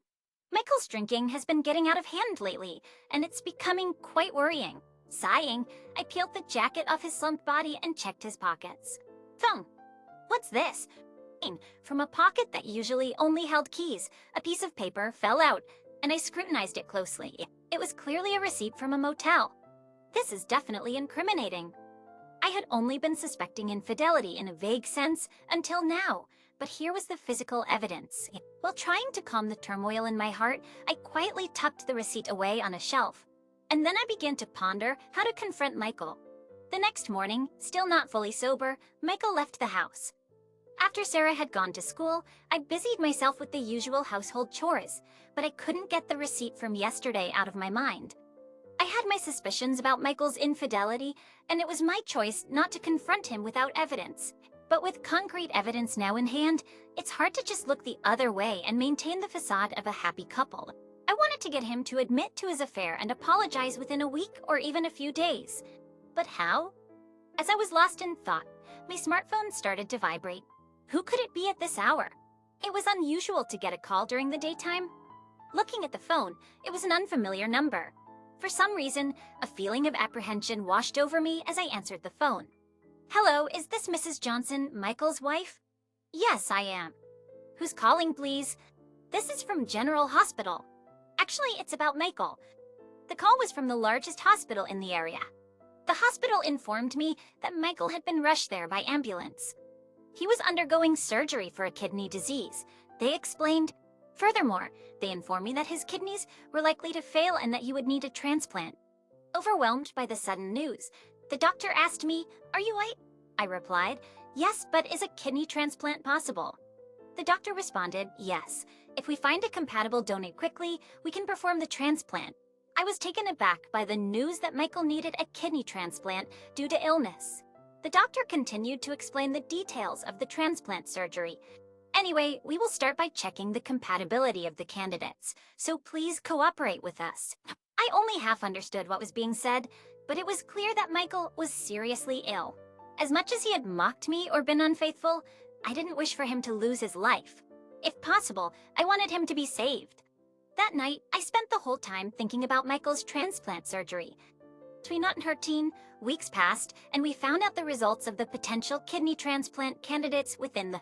Astonishingly, I turned out to be the best match. Michael's parents were alive but in poor health and thus not suitable for the surgery. Since Michael was an only child, and I was the healthiest and had the same blood type, it turned out that I was the most suitable donor. If asked whether I had any hesitations, it would be a lie to say I didn't. However, nothing could replace the value of Michael's life.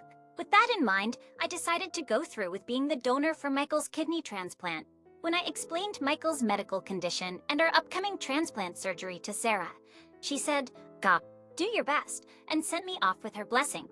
While I was hospitalized, Sarah stayed with my in-laws. Despite their poor health, they were well enough to stay at home without much trouble. Sarah was happy to go to her grandparents' house because she got along well with them. This should be fine for a while. I thought to myself, relieved that Sarah was such a good and understanding child. With that reassurance, I faced the transplant surgery. A week later, after signing the consent forms and undergoing the necessary health checks, I donated a kidney to Michael. The surgery was over more quickly than I had expected, and I was hospitalized for about a week while Michael stayed for 10 days. Thankfully, there were no complications, and the recovery went smoothly.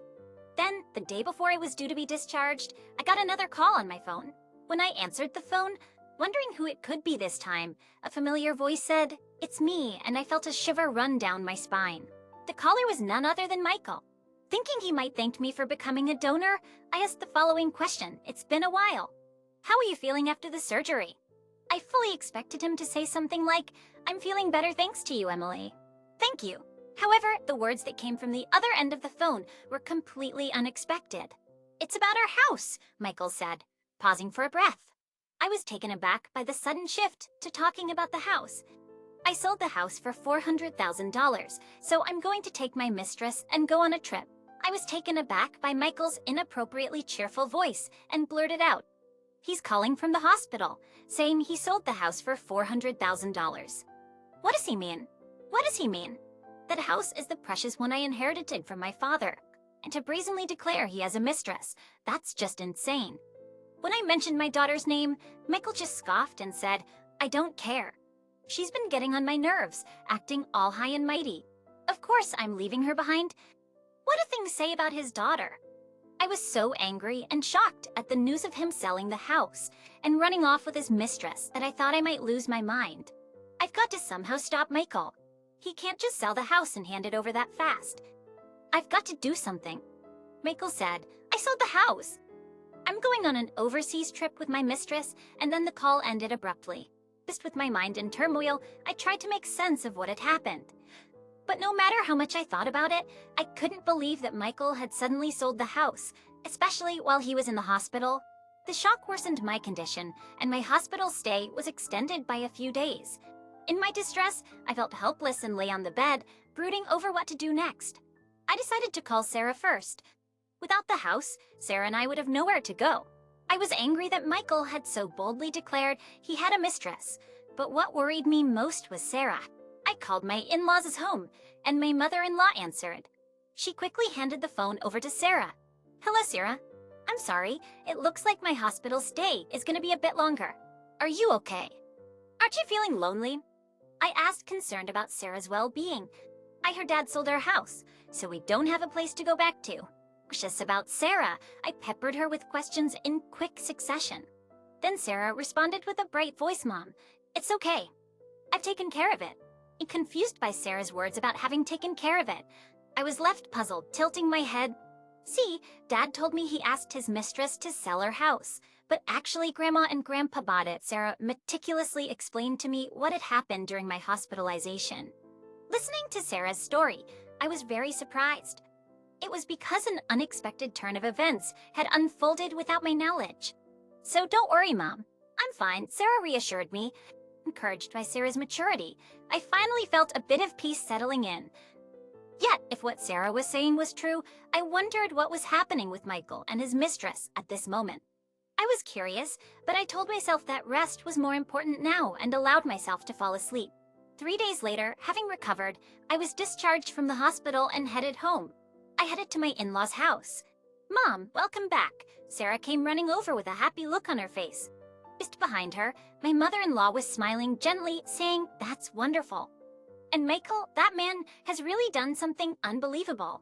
Emily, I'm sorry, my father-in-law said, looking grim as he apologized to me. I wondered how Michael could turn out so twisted when he had such wonderful parents. No, it's my fault for not speaking up sooner, I replied. Well, Emily, there's something we need to tell you. Yes, what is it? I sat down in front of my in-laws, with Sarah beside me, ready to listen to their story. I was surprised again by their tale, but my mother-in-law reassured me with firm encouragement we won't let Michael have his way. After the conversation, Sarah and I attempted to head home, but on the way I saw a familiar man and an unknown woman arguing with a realtor in front of his office. There was no mistaking it. It was Michael, and the woman next to him was undoubtedly his mistress. Michael was in sweatpants, his hair a mess.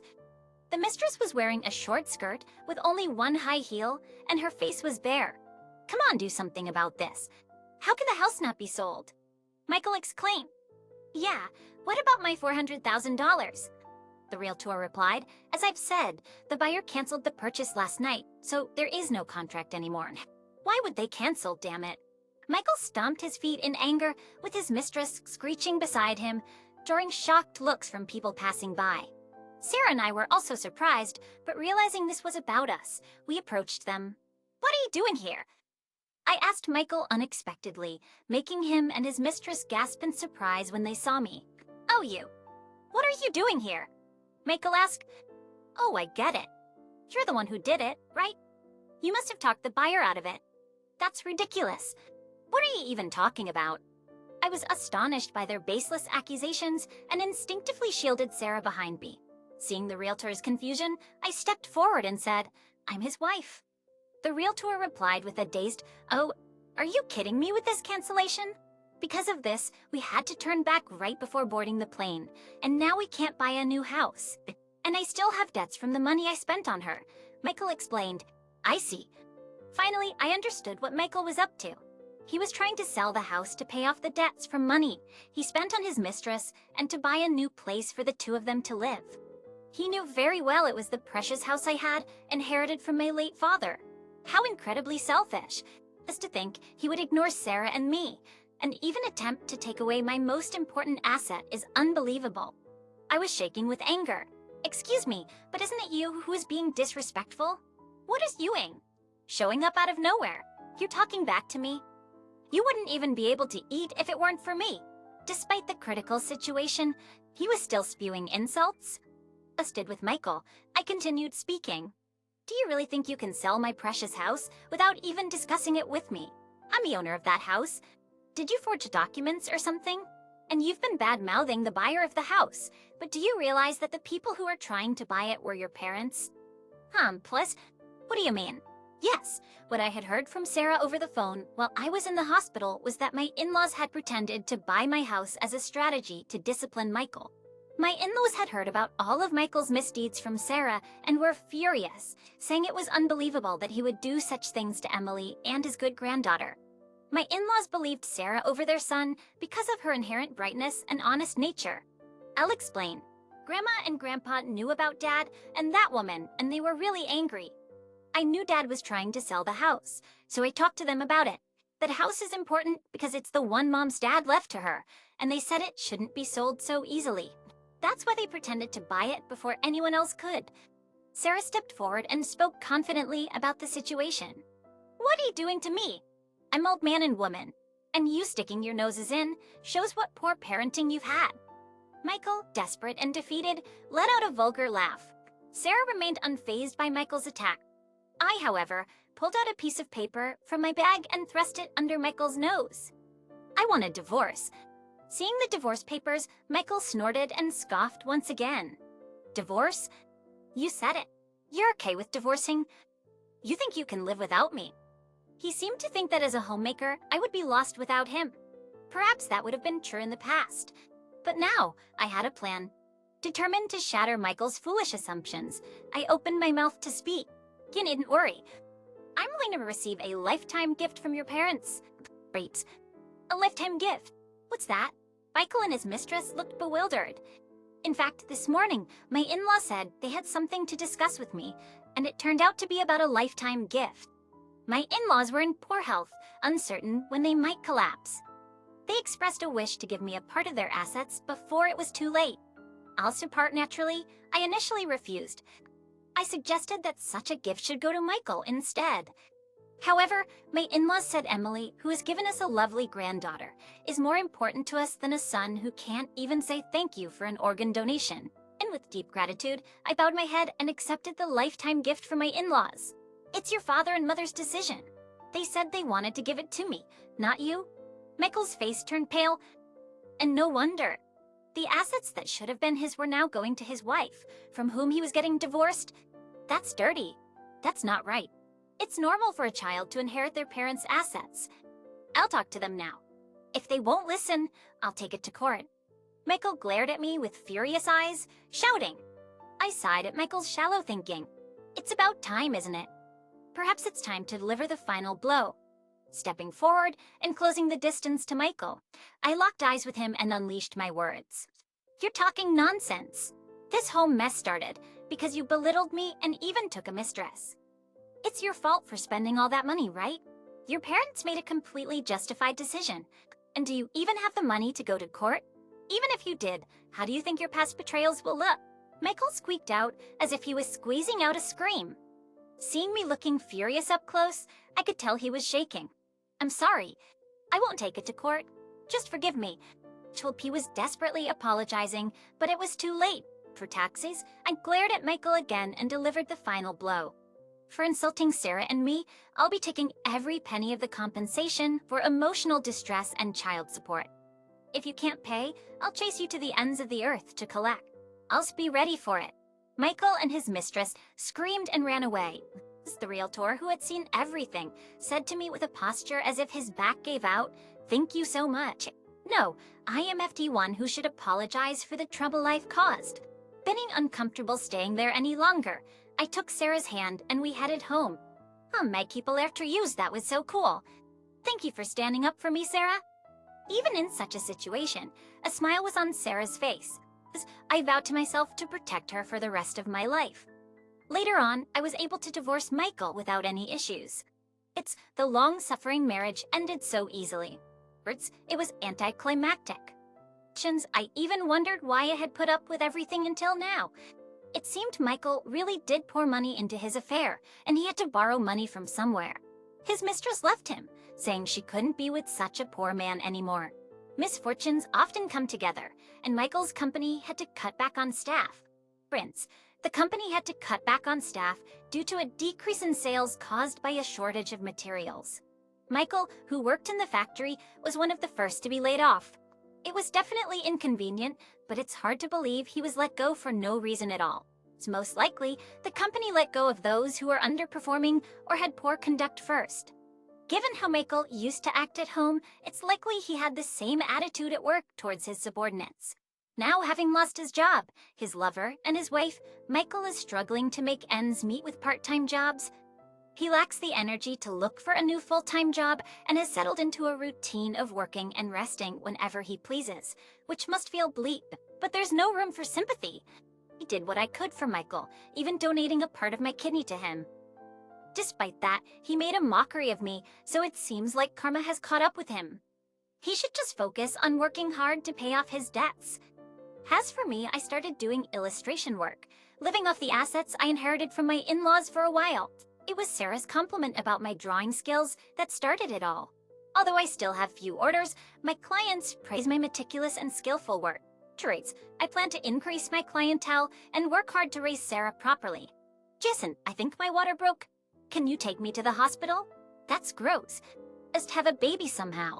Jason was carrying a big bag, heading towards the front door. I'm heading on a trip now. Just have it somehow. I couldn't believe what I was hearing. What does he mean by have it somehow? I can't even get to the hospital like this. At least call a cab. I'll wait. That's a hassle. Can't you have it without causing trouble for others? The door slammed shut, and there I was, left alone in the room, holding my belly. I was sweating profusely, yet the room suddenly felt cold. Would a husband really go on a trip, leaving his wife about to have a baby? I never imagined this when I got pregnant. I never thought I'd ever face something like that.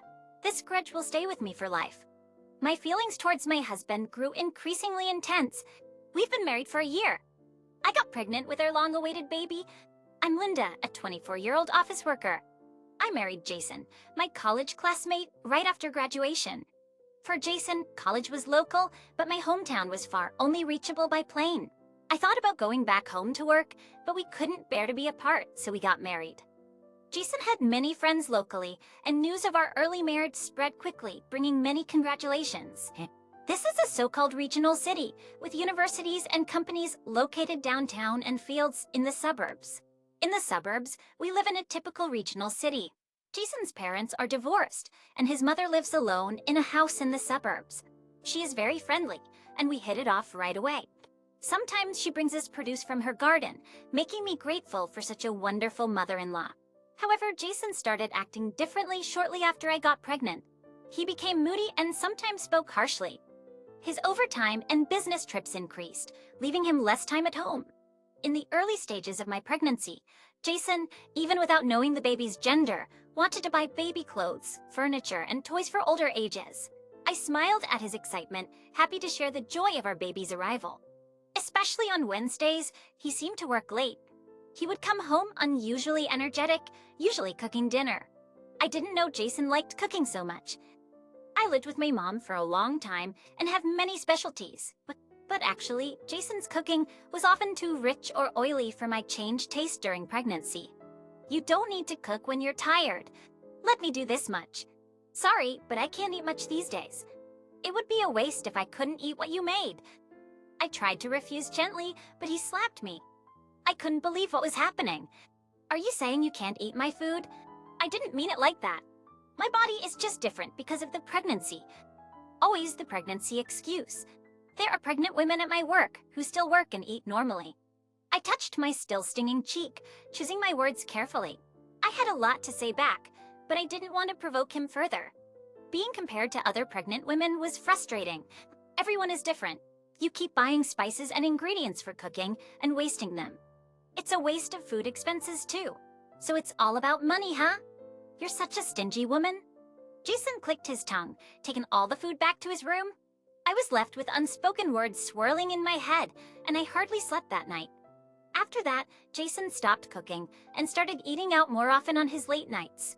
He wouldn't tell me and would come home after eating, leaving me with extra food I prepared for him and demanding more money for dining out, straining our finances even more. I decided to take maternity leave a bit early. It was my first pregnancy, and I was full of anxiety, and my health was worse than expected, making it impossible for me to work. Even when I decided to take maternity leave, Jason was full of sarcasm. I haven't stopped doing the housework. Housework is just like odd jobs. It doesn't even make a penny. It seemed like in Jason's view, I just lazed around all day. Despite his opposition, I somehow managed to start my maternity leave. I thought I could relax at home, but with hospital visits, managing my health, and more demanding housework, my days were tougher than ever. One evening, I got a call from my senior, Ashley. She was a year ahead of me in college and worked at the same company as Jason. She was a leader during our student days, almost like a sister to me. How are you? Is the pregnancy going well? Hey, Ashley, aren't you working late today? No, it's my day off. But today is Wednesday, right? Jason always seems busy on Wednesdays and comes home late. That's odd. Our company has a no overtime policy on Wednesdays. We're practically kicked out if we try to work. Ashley's words confused me. Then what was Jason doing every Wednesday coming home late? She seemed to sense my bewilderment. I'll keep an eye on Jason's work situation from now on. She offered to help. That same night, Jason came home late again and went straight to the bathroom without saying anything. His phone was lying face down on the table. I was wiping the table and accidentally dropped his phone. Oh no, I hope it didn't get scratched, I thought, picking it up. The message screen was left open. I only saw it for a second, but there were messages with red heart emojis. He never used such emojis in our messages. A suspicion flickered in my mind. Could it be an affair? As I stood frozen, Jason came out of the bathroom saying, "Shoot, I forgot something." He was half-dressed. Seeing me with his phone, he exploded in anger. What the heck? What, you're snooping through my phone? It's not like that. I accidentally dropped it. I was just checking for damages. How stupid can you be? I always tell you to do the housework properly. Let's look at this phone. Now there's a scratch on it.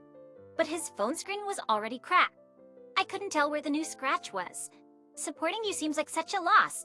You can't even do housework properly, and now you're trying to break my phone. It was an accident. Your backtalk is also annoying.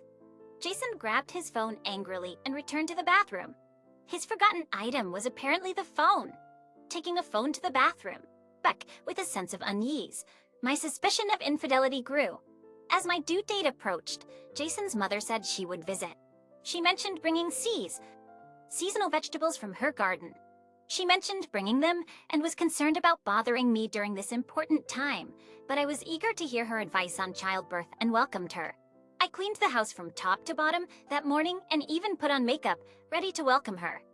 Jason seemed to have taken the day off and was at home, but he seemed to be going somewhere, packing a big bag. "Are you going somewhere today?" he asked. "Your mom is coming soon?" "Great," I replied, surprised. I didn't hear about that. "I told you," Jason said. "But what about that bag?" I stopped mid-sentence as a terrible pain hit my belly, a shocking sensation coursing through me. I felt something special happening to my body. Soon, a warm fluid began to trickle down my legs. "Jason, I think my water broke." "Talked about water broke? What's that, like peeing yourself?" "No, it's not that. The baby's trying to come out." "That's nasty. Just have the baby yourself." Jason picked up a large bag and headed towards the front door. "I'm going on a trip now. Just have it." In this situation, I can't even get to the hospital. "Can you at least call a cab?" "Appetitions? That's a hassle. Can't you have it without bothering anyone?" As he said this, Jason called a taxi using his phone. It seemed he was actually calling one. "The taxi will be here soon," I said, feeling relieved. Despite everything, there was still some kindness left in him.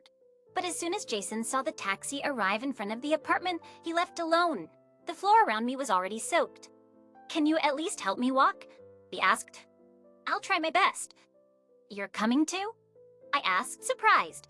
"The taxi is for me to go to the airport." "Don't be so clingy," Jason said.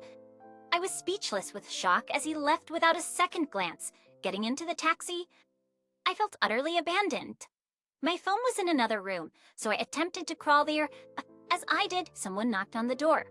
It was my mother-in-law. She saw my condition and immediately took me to the hospital in her car. Amidst the overwhelming pain, we somehow made it to the hospital. Everything was a blur of activity, leaving me no room to think. When I came to, a newborn baby was in my arms, making soft, indistinct sounds. "It's over," I sighed with relief.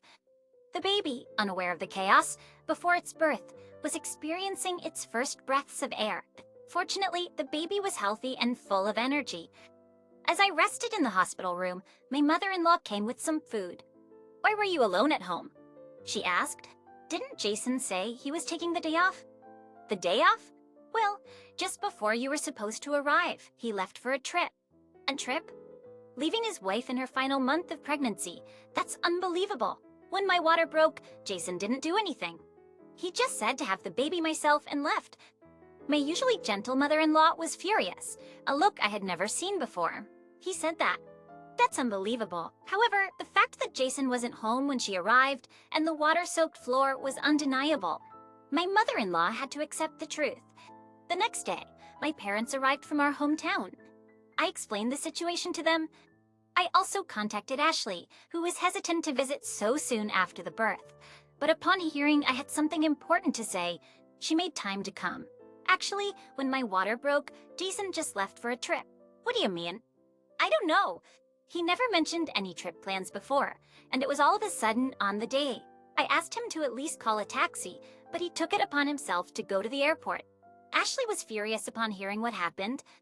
Then my mother-in-law arrived for a visit, trying to keep the mood light. Linda, I hate to say this in front of your mother-in-law, but you should divorce him right away. I can't stop you, but doing it right now might be difficult. Sure, I feel awkward saying this in front of you. And with that preamble, Ashley began to speak. Jason might be cheating. There's a woman named Emma in his department that he's close to. Those two have taken leave together until tomorrow. Isn't that just speculation? Actually, I saw them walking hand in hand in the downtown area. And there's more evidence that I can't reveal here, but it's significant. So, was Jason really having an affair? Was this trip with his mistress? No matter how much I doubted, after giving birth, I had no free time at all. Catching bits of sleep was all I could manage. When I muttered this, both my mother-in-law and Ashley's eyes sparkled. We'll help you, they said in unison. I didn't want to stay in that house anymore. I'll help with anything, they both offered, and they shared my thoughts. That's easy. To use my spare room? You can also stay at my place. Gratefully accepting their offer, I decided to live with my mother-in-law for a while after the birth. They even offered to move my clothes and baby items to my mother-in-law's house. I felt bad, but I could hardly move out of bed. Going to the bathroom alone was a struggle. I gladly accepted their kindness. Typsody, my mother-in-law and Ashley kept visiting me. My mother-in-law seemed happy to see her grandchild every time she visited. Ever complaining, she even showed me pictures of my belongings. They were moved into our spacious room, which looked very comfortable. Ashley helped a lot with the move. I couldn't help but be grateful to them. One day, while talking with my mother-in-law in the hospital room, my phone rang. It was Jason. I hesitated to answer, but my mother-in-law silently shook her head. I hadn't even told Jason about the baby being born. Just ignore him. Let him figure things out on his own. My mother-in-law said, seeming to have given up on Jason more than I had. The phone kept ringing, but thankfully my room was private. I reluctantly answered in speaker mode. I'm in the hospital room. I can't talk for long. I just got back from the trip. Why are all our things gone? I asked. I've decided to live separately from you. Did you enjoy your trip? Essen's loud voice came through the phone. Never mind that. Did the baby get born? Replied. Once the baby was born safely, I said, trying to remain calm. Why did you contact me right away? Jason demanded. Don't mess with me. I'm the father. We recognize you as a father after you left for a trip while I was in labor and being rough. I retorted. Don't be stupid. Who do you think provides for you? My mother-in-law frowned beside me. Ignoring Jason's loud voice, I calmly asked, what are you doing at work, Jason? Having an affair. That's not true. Helpings, his voice became low. Someone said they saw you walking downtown with a woman named Emma. Did you go on the trip with her? There was a sharp intake of breath from the other end. Jason's momentum seemed to falter. Still, he said this in a bluffing voice. So there be nonsense. Don't forget that you ignored me. So I have to go. Since it's feeding time, I abruptly ended the call. Appearing Seb, my mother-in-law apologized to me. I can't believe Jason talks like that. I'm so sorry, Linda. It's my fault for how I raised him. You're not to blame. The reason I divorced his father was because of his violence. His way of talking just now scared me, reminded me of his father. She said, her expression gloomy as she recalled her difficult past. I hugged my mother-in-law's shoulders. You had a hard time. Don't worry, I'll handle my situation. You're carrying too much on your own. You've been working so hard. The house was always spotless, and you did your housework well. I had to be careful. Jason would get angry if I slacked off. He just doesn't understand how hard it is to be pregnant. I'll keep that in mind. Can I borrow your house tomorrow? My mother-in-law left these mysterious words and left the hospital room. The next day, she gathered people at my house, including Jason, his mistress Emma, and Ashley. I received a video call from Ashley. I'd heard that I would be contacted, so I was preparing. My familiar home appears on the screen. They were all sitting around the table. My mother-in-law had confronted Jason and forced him to contact his mistress. So is it true that you two are having an affair? Don't call it an affair. And besides, Jason stuttered for a while, then started muttering. What can I do? Linda got pregnant and I couldn't touch her anymore. Ashley exclaimed, that's despicable. When Linda got pregnant, Emma approached me. She was kinder than I could ever imagine. Unlike Linda was pregnant. It's natural for her to be overwhelmed. Didn't you think to support Linda during her pregnancy? I couldn't hold back and intervened. Well, that was impossible. Ever since I got pregnant, he just used work as an excuse to go out. Looking back, he was probably visiting his mistress. Everyone cheats. That's what men do. Don't say stupid things. The room went silent at Ashley's outrage. Don't lump all men with someone as low as you. What proof do you have? I'll sue for defamation. There is proof. I saw Emma's phone. Here it is. Ashley spread out printed messages and photos on the table. How did you get these? Emma, you left your password written on a note at your desk. I used it on your phone when you were away, and I found evidence of your affair. The messages were full of red hearts, discussing plans for a trip together. And there were many pictures of them as a couple. I felt dizzy. A man who cheats during his wife's pregnancy doesn't deserve to be a father. I agree. I can't stand to see my friends suffer like this. Jason's image, leaving me behind to go on a trip while I was in labor, flashed in my mind. I was in danger along with my child. I couldn't forgive this man. I had to make a decision. Otherwise, I won't be able to move forward. Jason, let's get a divorce. My mother-in-law and Ashley applauded. Wait now, isn't this the toughest time with a newborn? Who made it tougher? I don't want a father like you. Right. I don't recognize you as my son. Divorce? You're not thinking straight after giving birth. You're the one not thinking straight. Who would forgive a husband who cheats during pregnancy and leaves during labor? Calm down. At that time, Emma was more important to me. That's terrible. I can't believe you're human. Then someone visited the house. My mother-in-law answered, "Who is it?" A middle-aged man came in, introducing himself as Emma's husband. It turned out Emma was married, and Jason knew it since they worked in the same company. Her husband had suspected something and followed Emma today. Seeing the evidence of the affair, he was devastated. He had been worried for some time that his wife was cheating on him, but now he was convinced. Your wife was cheating with this man during his wife's pregnancy, Emma's husband declared, leading to a shriek from Emma. I can't. I'm pregnant too. The room buzzed. She had planned to keep her pregnancy a secret until the stable period, but I had a feeling it wasn't true. Who's the father? Her husband said coldly, I don't want a child whose father is unknown. I agreed with him. Emma apparently had a 3-year-old daughter and was expecting her second child. She worked part-time, supposedly for childcare, but she used her free time for the affair. Her husband must have felt betrayed as well. He declared he would take care of their daughter, saying Emma was no longer a mother. All of you just don't get it. Fine, I'll marry Emma, and we'll happily raise the child together, Jason boldly declared. But a green document was subtly handed to him. Emma's husband had apparently brought divorce papers, along with a lawyer's contact. Jason reached for the divorce papers, but they were swiftly pulled back. Then came the resounding words, let's talk about child support and division of property. When shall I pay them? I'll need money for the baby that's coming, Jason argued. I need money too. You're planning to leave your child and go to another woman, right? I'll definitely claim them, Emma's husband said, with agreement from a mother-in-law. Jason slammed his fist on the table. It's all your fault for getting pregnant. I still wanted to have fun. I couldn't believe his words. How can you say that? Have you ever thought about the baby? And tears welled up in my eyes. But my mother-in-law's words brought me back to reality. Don't just say things that suit you. Let me clean up your own mess. I pleaded with my mother-in-law for help, but she refused. Didn't I say you're not my son anymore?